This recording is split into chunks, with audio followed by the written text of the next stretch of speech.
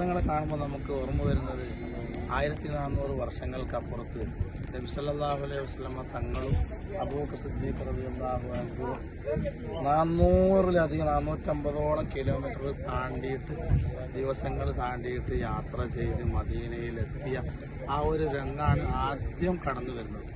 പിന്നെ ഓരോ യുദ്ധങ്ങളിലേക്കും സഹാബത്ത് നബി സല്ലല്ലാഹു അലൈഹി വസല്ലമ തങ്ങൾ ഈ ഒട്ടകപ്പുറത്ത് കയറിയിട്ട് ദിവസങ്ങൾ സഞ്ചരിച്ച് ക്ഷീണിതരായി ഇസ്ലാമിന് വേണ്ടി യുദ്ധം നടത്തി ഇസ്ലാമിൻ്റെ ഈ സുന്ദരമായ ഇന്നത്തെ ഈ ഒരു സാഹചര്യത്തിന് വഴിതെളിയിച്ച മഹാന്മാരുടെ സേവനങ്ങളാണ് ഓർമ്മ വരുന്നത്.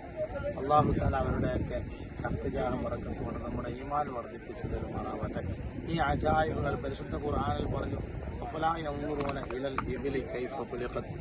ഒട്ടകത്തിലേക്ക് നിങ്ങൾ നോക്കുന്നില്ല, എങ്ങനെയാണ് അതിനെ സൃഷ്ടിക്കപ്പെട്ടത്.